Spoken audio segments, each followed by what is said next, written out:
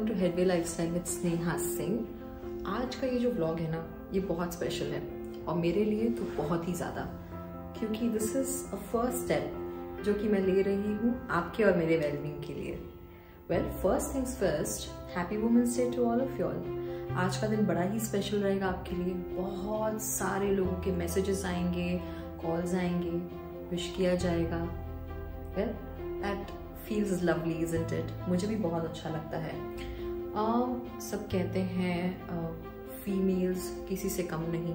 Absolutely agree, हम किसी से कम नहीं हैं। लेकिन एक चीज है, women are biologically different from men and so are our health requirements।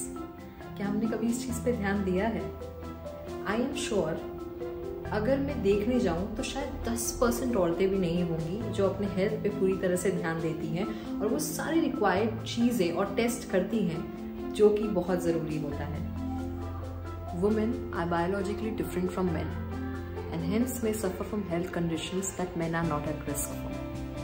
So these issues can be related to menstruation or reproductive health. For example, irregular periods, amenorrhea, which is absence of periods, PCOS, in which the period is absent for a very long time, uterine fibroids, in which actually can cause bleeding. ये कुछ नहीं होता but आपके uterus में गांठ जिसको कहते हैं वो, एंडोमेट्रियोसिस या फिर मेनोपॉज, जो कि हम सब जानते हैं कि जब पीरियड्स एक औरत का खत्म हो जाता है उसे मेनोपॉज कहते हैं। Women are more prone to autoimmune diseases like rheumatoid arthritis, which is basically pain in your joints with chances of deformities, cirrhosis, that is skin disease, and women are more prone to breast cancer and osteoporosis, that is bone degeneration as they age। क्या आप जानते हैं कि कुछ health conditions ऐसे हैं जिनके science main और वुमेन में एकदम अलग होते हैं? फॉर एग्जाम्पल, अगर एक औरत को हार्ट अटैक आ रहा है तो चांसेस ये हैं कि उसे नोशिया फील हो, थकान फील हो, वॉमिटिंग लगे, सांस लेने में तकलीफ हो। जबकि हम जब सुनते हैं हार्ट अटैक के नॉर्मल साइन क्या होते हैं? Chest pain. तो आप खुद सोचिए कि क्या आप अपने बारे में अच्छे से जानते हैं? मैं भी उतनी ही शॉक थी जब मुझे ये सारी चीज़ें पता चली जितने कि आज आप हैं। तो मैंने अपने डॉक्टर को कांटेक्ट किया और उनसे इन प्रॉब्लम्स के बारे में बात की। उन्होंने मुझे 5 सॉल्यूशंस बताए हैं जिससे कि हम औरतें अपने हेल्थ का ज़्यादा ध्यान रख सकती हैं, काफ़ी बेटर जितना कि आज हम रखती हैं। तो उन 5 चीज़ों में से सबसे पहली चीज़ है रेगुलर हेल्थ चेकअप्स। इससे हम सब भागते हैं, बट आप किसी भी डॉक्टर को पूछिए वो आपको यही कहेंगे that regular health checkups are important even if you are in the pink of health.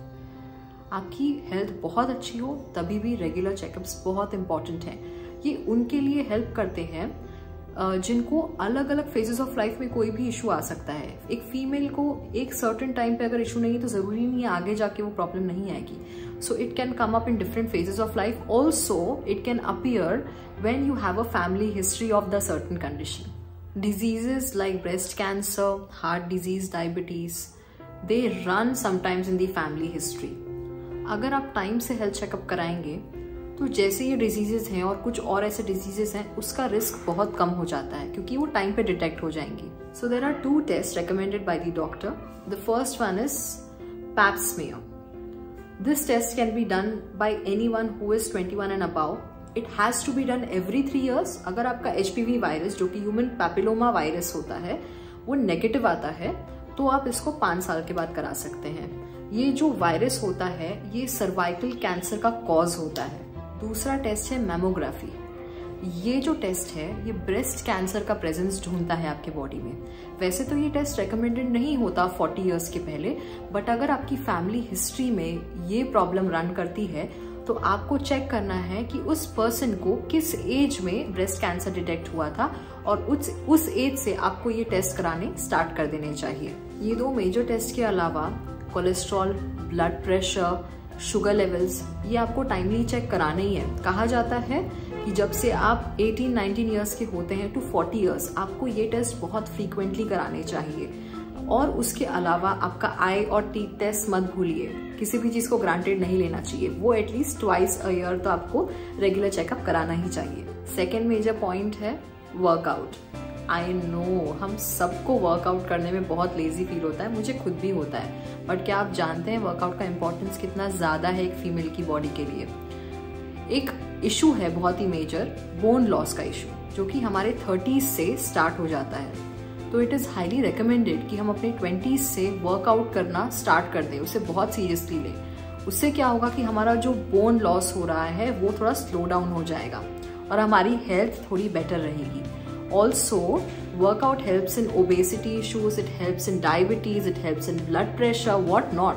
आप किसी भी तरह के वर्कआउट में इंडल्ज कर सकते हैं, भले वो हाइकिंग हो, रनिंग हो, वॉकिंग हो, स्विमिंग हो, साइकिलिंग हो, डांसिंग हो, ऑप्शंस बहुत सारे हैं। थर्ड वेरी इंपॉर्टेंट पॉइंट, जो कि मैं पर्सनली बहुत ज्यादा इंपॉर्टेंट समझती हूँ, डोंट इग्नोर डिप्रेशन। बहुत सारे मेन और वुमेन दोनों में ये प्रॉब्लम है कि वो सैडनेस और डिप्रेशन के बीच का अंतर नहीं समझते। क्लिनिकल डिप्रेशन रियल है, वो किसी के साथ भी हो सकता है। ये बहुत सारे बायोलॉजिकल या फिर सोशल फैक्टर्स की वजह से हो सकता है। It's absolutely normal. डिप्रेशन पागलपन नहीं होता और ये सबको समझना चाहिए। और डिप्रेशन सैडनेस नहीं होती है, क्लिनिकल डिप्रेशन एक अलग चीज होती है ऑल टुगेदर। आप इनमें से अगर कोई भी साइंस नोटिस करें खुद में या आपके किसी लव्ड वन में, तो आप जल्द से जल्द डॉक्टर को कंसल्ट करें, इसे बिल्कुल भी लाइटली ना लें। और साइंस क्या है?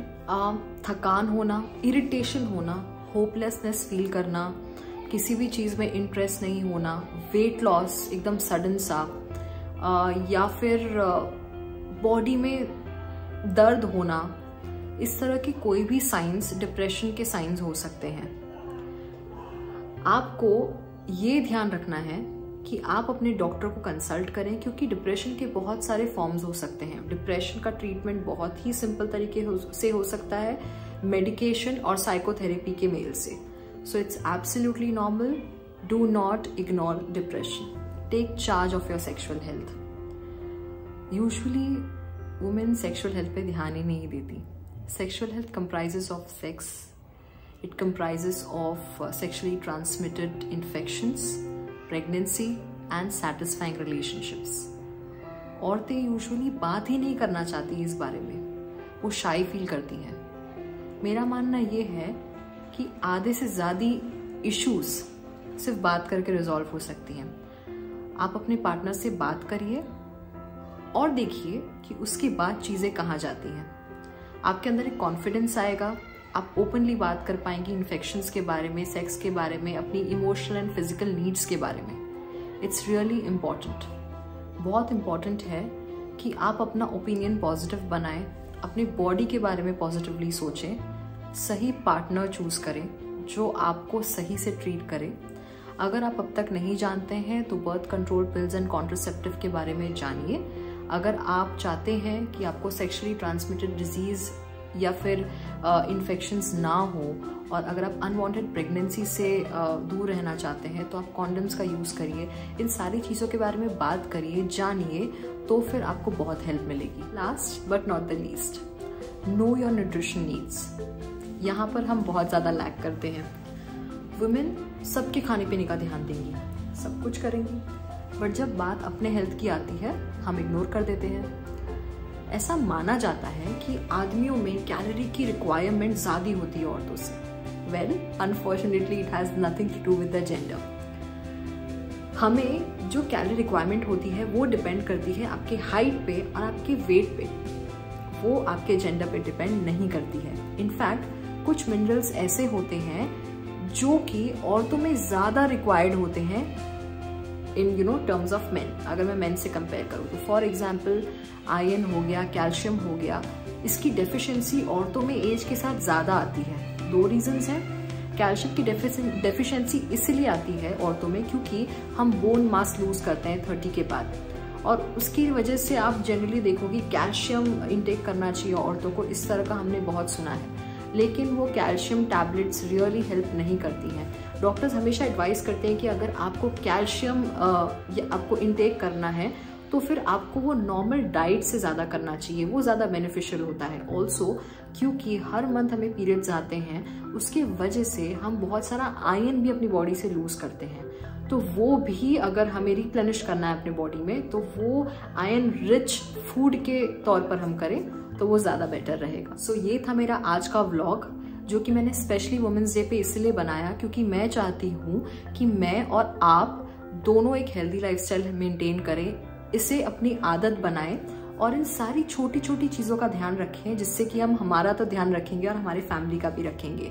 If you feel that this vlog has really helped you और आप चाहते हो कि और भी लोगों को हेल्प करे, तो प्लीज़ इस वीडियो को लाइक करिए, सब्सक्राइब करिए मेरे चैनल को एंड इसे प्लीज़ शेयर करिए हर वुमेन के साथ और इनफैक्ट हर मैन के साथ भी, ताकि उन्हें पता चले कि उनके साथ जो फीमेल्स हैं उनकी नीड्स एंड रिक्वायरमेंट्स क्या होती हैं।